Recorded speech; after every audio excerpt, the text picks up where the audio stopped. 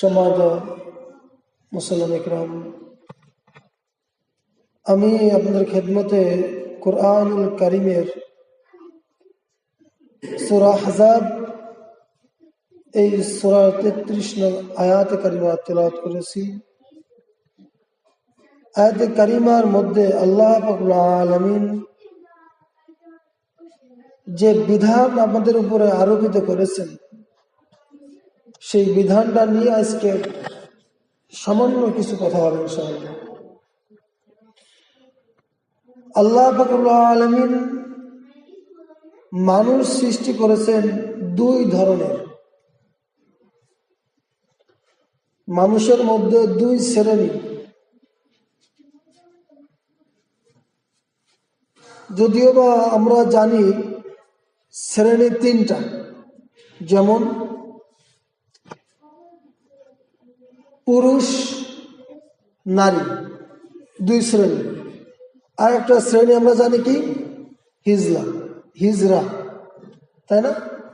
আমরা জানি মানুষ সৃষ্টি করেছেন আল্লাহ তাআলা তিন শ্রেণী, এক হলো পুরুষ, দ্বিতীয় নারী, তৃতীয় হিজরা। কিন্তু আল্লাহ পাকুল আলামিন বলেছেন যে আমি মানুষ সৃষ্টি করেছি দুই ধরনের, মিন যাকারি ওয়া উনসা, হয়তো পুরুষ হয় না নারী। হিজরা আল্লাহ পাকুল আলামিন বলেন নাই, এই জন্য যে হিজরার আলামত, তার নিদর্শন যদি বেশিরভাগ মেলে পুরুষের সঙ্গে, ওই হিজরার শরিয়াতের বিধিবিধান অনুযায়ী সে পুরুষের বিধান পালন করবে।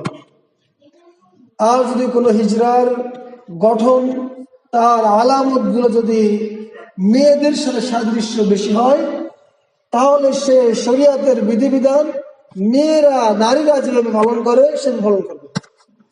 আল্লাহ রাব্বুল আলামিন যে বিধান দিয়েছে নারী এবং পুরুষের জন্য। আল্লাহ রাব্বুল আলামিন নারীদেরকে বিশেষ করে যে আয়াতে কারিমা পাঠ করেছি, এই আয়াতে কারিমার মধ্যে আল্লাহ রাব্বুল আলামিন বিশেষ করে নারীদের প্রতি বেশি গুরুত্ব দিয়েছেন। এরপর বলছেন পুরুষের কথা। আল্লাহ রাব্বুল আলামিন বলেছেন, অকরনা ফি বুয়ুতিকুন্না ওয়ালা তাবাররুজনা তাবাররুজাল জাহিলিয়াতিল উলা। আল্লাহ রাব্বুল আলামিন এই আয়াতে কারিমার মধ্যে তার মধ্যে বিশেষ করে দিয়েছেন নবী করিম সাল্লাল্লাহু আলাইহি সাল্লামের পরিবারদেরকে। আল্লাহ রাব্বুল আলামিন তার স্ত্রীগণকে বলতেছেন, ওয়াকারনা ফি বুয়ুতিকুন্না, ওয়াকারনা অবস্থান করো, অবস্থানে থাকো, বুয়ুতিকুন্না ঘরের এক অংশে, তার বাড়িতে অবস্থান করতে বলতেছে। ওয়াকারনা ফি বুয়ুতিকুন্না, তোমরা তোমাদের বাড়িতে অবস্থান করো। ওয়ালা তাবাররুজনা তাবাররুজাল জাহিলিয়াতিল উলা, তোমরা সৌন্দর্য প্রকাশ করো না, তোমরা বাহির গমন করো না, বাহিরে এলোমেলো বিশৃঙ্খলা করো না, বাহিরে গিয়ে চলাফেরা করো না। জাহিলিয়াতিল উলা অর্থাৎ জাহিলি যুগের নারীরা যেভাবে বাহিরে প্রদর্শন করে বেরিয়েছে, হে নবীর পত্নীগণ, হে নবীর স্ত্রীগণ, তোমরা এইরকম করো না। তো নারীর, নবীর স্ত্রীরা যেমন নারী, আমাদের স্ত্রীরা, আমাদের মা বোনরাও কি পুরুষ, নারী। আমাদের মা বোনরা কি নারী। তো যেখানে আল্লাহ পাকুল আলামিন নবীদের স্ত্রীদেরকে বলতেছেন, তোমরা তোমাদের ঘরের একটা স্থানে তোমরা অবস্থান করো, এক কথায় তোমরা ঘরে পর্দার সহিত থাকো, বাহিরে বের হয়েও না। তাদের মতো জাহিলি যুগের মতো। সে জায়গা আমাদের নারীরা, আমাদের মেয়েরা, আমাদের স্ত্রীরা ঘরের নিচে মাটি খনন করে তার থেকে নিচে থাকা দরকার। কারণ তাদের ইমান আর আমাদের ইমান কতটা পার্থক্য, কতটা ফাসলা। আসমান এবং জমিনের পার্থক্য। আসমান জমিন যতটা দূরত্বে, তাদের ইমান আর আমাদের ইমান তার থেকে দূরে। তাদের ইমানের কোনো তুলনা নাই, তারা জান্নাতি। আমাদের কি হবে বলা যায় না। আল্লাহ রাব্বুল আলামিন কোরআনুল কারীমের মধ্যে যেভাবে নবী করিম সাল্লাল্লাহু আলাইহি সাল্লামদের পত্নীগণদেরকে যেভাবে পর্দার আদেশ দিয়েছেন, যেভাবে বলেছেন তোমরা পর্দা করো, তোমরা ঘরে থাকো, অর্থাৎ তোমরা পর্দা করো, পর্দার আইন মানো, বাইরে ঘোরাফেরা করো না জাহেলি যুগের মতো, জাহেলি যুগের নারীদের মতো বাইরে ঘোরাফেরা করো না।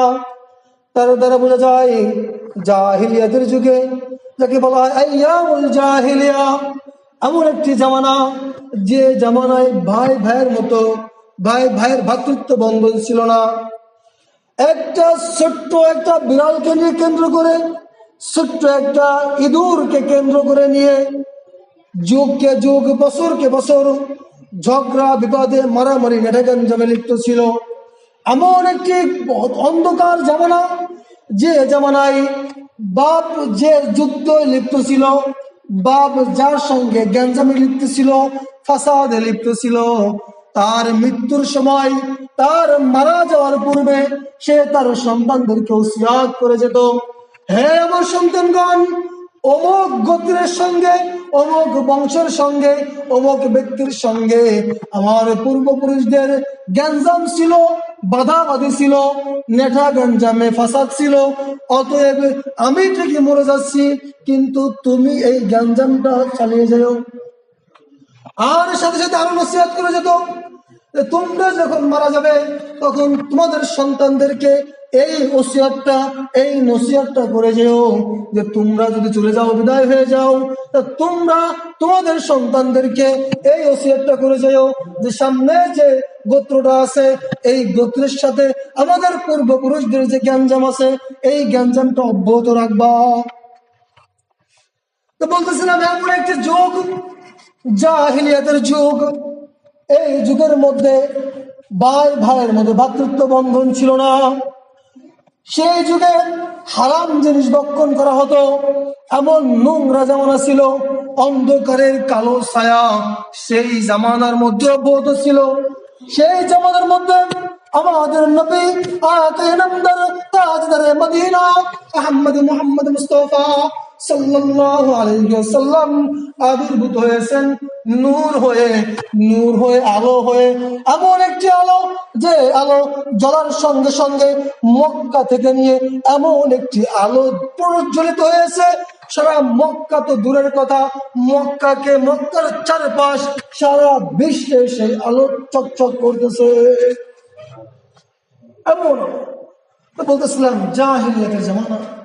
সেই জামানায় এত বর্বরতা ছিল, এত নোংরামো ছিল, এত অপকর্ম চলতেছিল। সেই জামানায় আল্লাহ পাক আলামিন যে আয়াতে কারিমা নাজিল করেছেন, যে সোনালী যুগের নারীদের জন্য যে বিধান আল্লাহ পাক আলামিন দিয়েছেন, সেই বিধানটা সর্বপ্রথম আল্লাহ পাক আলামিন আল্লাহর প্রিয় হাবিব জনাবে মুহাম্মদ রাসূলুল্লাহ সাল্লাল্লাহু আলাইহি ওয়াসাল্লামের বিবিদের থেকে নিয়ে, সেই রহমাতুল্লিল আলামিনের ঘর থেকে নিয়ে এই বিধানটা চালু করেছেন। এই বিধানটা চলবে কিয়ামত পর্যন্ত। নবী করিম সাল্লাল্লাহু আলাইহি ওয়াসাল্লামের আনেওয়ালা যত উম্মত আছে, সমস্ত উম্মতের নারীগণের উপরে এই বিধান আদায় করা প্রত্যেকটা নারীর উপর ফরজ। আল্লাহ রাব্বুল আলামিন আমাদের নারীদেরকে পর্দায় থাকতে বলেছেন, ঘরে থাকতে বলেছেন। আর ঘরে থাকার মানেই হচ্ছে পর্দা করা। আর যদি বাহিরে কোথাও যেতে হয়, বাহিরে যাওয়ার কোনো প্রয়োজন পড়লে সে শালীন পোশাক পরে পর্দার সহিত হাত মোজা, পা মোজা, এমন ভাবে তার শরীরকে ঢেকে রাখবে যাতে অন্য পরপুরুষ তার দিকে তাকাইতে সুযোগ না পায়, আর তাকাইলেও যাতে কোনো রকমের শয়তান ওয়াসওয়াসা না দিতে পারে। বর্তমান জামানায় ফ্যাশন বের হয়েছে, আমাদের মা বোনেরা এমন এমন বোরকা পরে যে বোরকা দেখলেই শয়তানে এমন একটি খুশা মারে যে শয়তানের খুশার কারণে মনে অনেক ওয়াসওয়াসা জাগ্রত হয়, শয়তানে ওয়াসওয়াসা দিতে সাহস পায়। কারণ বোরকাটাই এমন যে শয়তানে ওয়াসওয়াসা আরো বেশি করে দিতে সাহস পায়। এই জন্য সম্মানিত হাজরিন, আমরা আমাদের সন্তানদেরকে, আমরা আমাদের মেয়েদেরকে, আমরা আমাদের স্ত্রীদেরকে, আমরা আমাদের মাদেরকে এমন কোন পোশাক আমরা ক্রয় করে না দিই যার দ্বারা আমরাই গুনাহগার হই। আল্লাহ রাসূল সাল্লাল্লাহু আলাইহি ওয়াসাল্লাম বলেছেন, ওই পুরুষ দায়ুস যে পুরুষের আন্ডারে থেকে, যেই পুরুষের তত্ত্বাবধানে তার মা, তার স্ত্রী, তার মেয়ে বেপর্দায় চলে, পর্দার খিলাফ চলে, পর্দার আইন মানে না, বেপর্দায় অশ্লীল কাজ কাম করে বেড়ায়, বেপর্দার বাজার ঘাটে ঘুরে বেড়ায়, বেপর্দায় রাস্তা দিয়ে ঘুরে বেড়ায়, এমন নারী যে নারী তার পিতামাতার অবাধ্য হয়ে, তার ভাইয়ের অবাধ্য হয়ে, তার স্বামীর অবাধ্য হয়ে বেপর্দায় চলাফেরা করে, ওই স্বামী দায়ুস, ওই বাপ দায়ুস, ওই ভাই দায়ুস। আর রাসূল আকরাম জনাবে মুহাম্মদ রাসূলুল্লাহ সাল্লাল্লাহু আলাইহি ওয়াসাল্লাম ওই ব্যক্তির ব্যাপারে বলেছেন, আদ-দায়ুস লা তাদখুলুল জান্নাহ, দায়ুস কখনো জান্নাতে প্রবেশ করবে না, দায়ুসকে আল্লাহ পাক রব্বুল আলামিন জান্নাত দেবেন না। বরং তাই নয়, বরং অন্য একটা হাদিসে এসেছেন, দায়ুস জান্নাতে প্রবেশ করবে তো করবেই না, বরং সে জান্নাতের সুঘ্রাণও পাবে না। অথচ মৃত্যুর পর অর্থাৎ এমন একটি হাদিসে আসছে যে জান্নাতি ব্যক্তি জান্নাতে যাওয়ার 5000 বছর অথবা 500 বছরের আগে যে পথ আছে, অর্থাৎ 500 বছর আগে তার নাকে জান্নাতের সুঘ্রাণ চলে আসে। অথচ দায়ুস ব্যক্তি সে জান্নাত তো পাবেই না, বরং জান্নাতের সুঘ্রাণও পাবে না। আমরা যে দায়ুস হচ্ছি, আমরা পিতা, আমরা স্বামী, আমরা ভাই, যে আমরা দায়ুস হচ্ছি, এটা একমাত্র আমাদেরই গাফিলাতি, একমাত্র আমাদের দোষে আমরাই দায়ুস হচ্ছি। কারণ আমরা আমাদের স্ত্রীদেরকে পর্দায় আনতে পারতেছি না, শরিয়াতের বিধিবিধান মানাইতে পারতেছি না, শরিয়াতের বিধিবিধান অনুযায়ী চলাইতে পারতেছি না। আমরা স্বামী, আমাদের নিজেদের কারণে আমরা দায়ুস, আমরা ভাই, আমাদের বোনদেরকে সঠিক পথে আমরা আনতে পারতেছি না, আমরা এই জন্য দায়ুস। আমরা স্বামী, আমাদের স্ত্রীদেরকে আনতে পারতেছি না, আমরা ভাই ব্রাদার হয়ে, আমরা স্বামী হয়ে, আমরা বাপ হয়ে আমাদের মেয়েদেরকে পর্দায় চলাইতে পারতেছি না, এই জন্য আমরা দায়ুস। আমরা দায়ুস আমাদের নিজেদের কারণে। অথচ একটা সন্তান, একটা মেয়েকে যদি তার বাবা বুঝায়, সে ছোট্টকালে বুঝ দিলে অবশ্যই সে বুঝে। ছোট্টকালে যে শিক্ষা দেওয়া হয় সেই শিক্ষা সে নিতে থাকে। এই জন্য রাসূল আকরাম সাল্লাল্লাহু আলাইহি সাল্লাম বলেছেন, 7 বছর বয়স থেকে, শিশু বাচ্চার 7 বছর বয়স থেকে তোমরা নামাজের জন্য প্রস্তুত করো। ছেলেদেরকে 7 বছর বয়স হয়ে যাবে, তাদেরকে মসজিদে নিয়ে আসো। মেয়েদের 7 বছর হয়ে গেছে, সঙ্গে সঙ্গে তাগিদ দিয়ে মায়ের সাথে নামাজের মুসল্লায় দাঁড়ায় দাও। নবীজির আদেশ, এইভাবে আদেশ করেছেন। 7 বছর থেকে নিয়ে আরো 8 বছর 15 বছর যাবৎ, যদি এই আরো 8 বছর 15 বছর পর্যন্ত কোন ছেলে যদি সে তার 7 বছর বয়স থেকে নিয়ে 15 বছর পর্যন্ত এই 8টা বছর বাবার সাথে প্রতিনিয়ত নামাজ পড়তে আসে, তো সেই ছেলেটা নামাজি হবে। এর কোনো বিকল্প হওয়ার কোনো আশা থাকে না। কারণ এই 8টা বছর যে শিক্ষা তাকে দেওয়া হচ্ছে, এই শিক্ষা সে ধরে রাখতে পারবে, আশা করা যায়। কিন্তু বড় আফসোস, আমরা বাবারাই আমাদের সন্তানদেরকে এই শিক্ষা দিতে পারতেছি না। এই জন্য রাসূল আকরাম সাল্লাল্লাহু আলাইহি সাল্লাম বলেছেন, কাল কিয়ামতের ময়দানে সন্তানরা তাদের আল্লাহর কাছে বলবে, আল্লাহ আমি তো জানি না, আমি তো বুঝি না, আমার বাবা আমাকে শিখায় নাই, যদি আমি জাহান্নামে যাই তাহলে আমার বাবাকে আনো, আমি আমার বাবার পিঠের উপর পাড়া দিয়ে তাহলে জাহান্নামে যাব, আমার বাবাকে নিয়ে যাব, আমি একলা যাব না। বড় দুঃখের বিষয়, আমরা বাবা হয়ে আমাদের সন্তানদেরকে দ্বীনি শিক্ষা, ধর্মীয় শিক্ষা আজ দিতে পারতেছি। বড় আফসোস, আমাদের আফসোস লাগার কথা যে আমাদের সন্তানদেরকে ইলমে দ্বীন শিক্ষা দিতে পারতেছি না। আমরা মারা গেলে যে আমাদের জানাজা করবে, একটা কথা মনে করবো, আমাদের সামনে আমরা দেখতেছি অলরেডি 4-5 জন চলে গেছে, এই আশেপাশ দিয়ে কত অ্যালাউন্স হচ্ছে, এ মরতেছে, অমুক মরতে, তমুক মরতেছে। আমরা কি একবারও কি ভেবে দেখেছি এই যে সেই ব্যক্তি মরল, এখানে আমিও তো হতে পারি, এখানে আমিও তো হতে পারতাম। আমি যে চলে যাচ্ছি, জান্নাতে যাব না জাহান্নামে যাব বলা যায় না, কিন্তু কবরে যাওয়ার পরে আমাদের কি অবস্থা হবে? আমাদের সন্তানরা কি আমাদের জন্য দোয়া করবে কি করবে না? এই যে একটা কথা, তারপরে আমাদের কোনো গুরুক্ষেপ নেই। সম্মানিত হাজরিন, আমাদের ভাবা দরকার, মৃত্যু কখন আসবে বলা যায় না, মৃত্যুর প্রস্তুতি আমাদের সর্বদা থাকা দরকার। এই জন্য আমাদের সর্বদা দিনের মধ্যে কমপক্ষে 3 বার হলেও মৃত্যুকে স্মরণ করা। এখন কেউ কেউ বলতে পারে, হুজুর মৃত্যুকে স্মরণ করি। আমি বলবো না, মৃত্যুকে স্মরণ করার মানে এমন না। ছোট্ট একটা ঘটনার মাধ্যমে কথাও শেষ করব। আর মৃত্যুকে স্মরণ করা কি জিনিস এটা আমি বুঝাব। মৃত্যুকে স্মরণ করার অর্থ এমন, একবার এক বাদশার নাম মনে নেই, কিন্তু ঘটনাটা মনে আছে। বাদশাহ এক অলিকে বলতেছে, হে আল্লাহর অলি বুজুর্গ, আমি কিভাবে এই মৃত্যুর কথা স্মরণ করতে পারি? পরে বলতেছে, তুমি দৈনিক 500 বার মৃত্যুর কথা স্মরণ করার চেষ্টা করো। সেই বাদশাহ দৈনিক 500 বার তসবিহ হাতে নিয়ে মরতে হবে, মৃত্যু মৃত্যু মৃত্যু মৃত্যু 500 বার জপতেছে। এখন সেই দরবেশের কাছে আবার গেছে বাদশাহ, হ্যাঁ আল্লাহর ওলি, আমি তো 500 বার মৃত্যু স্মরণ করলাম, কিন্তু আমার মনে কোনো পরিবর্তন আসতেছে না। ওকে তাই? আচ্ছা ঠিক আছে, তাহলে তুমি একটা কাজ করো, 1 ঘন্টার জন্য তোমাকে তোমার এই রাজ সিংহাসনটা আমাকে দাও। তোমার যে রাজ সিংহাসনটা আছে, এই রাজার যে রাজত্বটা আছে, এই রাজত্বটা 1 ঘন্টার জন্য আমাকে দাও। কারণ ঠিক আছে, নেন 1 ঘন্টার জন্য। রাজা তার চেয়ারে বসছে, রাজ দরবারে বসেই হুকুম দিছে, রাজাকে ধরো।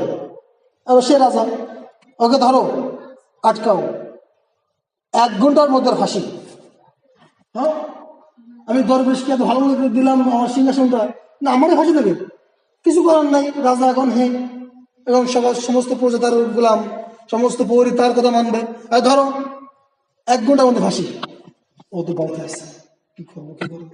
এখন কারাগারে ঢুকে দিছে।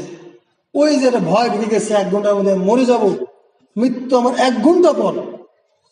ও ভয়তে মৃত্যুর কথা এমন ভাবে স্মরণ করতেছে, ফাঁসির 5 মিনিট আগে একজন আসছে, বলছে তোমার কোনো শেষ ইচ্ছা আছে কিনা? কিছু খাওয়ান দিছে, খাচ্ছে না। আমি 1 ঘন্টা পরে মরেই যাবো, তা খাই কি করবো, দরকার নেই আমার খাওয়ানোর। এখন শেষ ইচ্ছা জানতে আসছে, তা শেষ কি ইচ্ছা আছে? আমার আর কোনো ইচ্ছা নাই, মরে যেতে যাবো, তা সে ইচ্ছাদের কি করবো?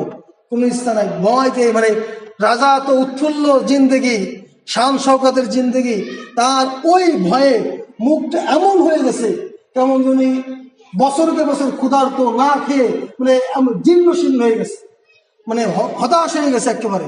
1 ঘন্টা আর মাত্র 5-10 মিনিট আছে, আমার ফাঁসি হবে। এরপরে সেই আল্লাহর ওলি বুজুর্গ ডাইকে আনছে, ডাইকে, রাজা মশাই এখন তো ফাঁসি হবে, এখন তোমার কি অনুভূতি?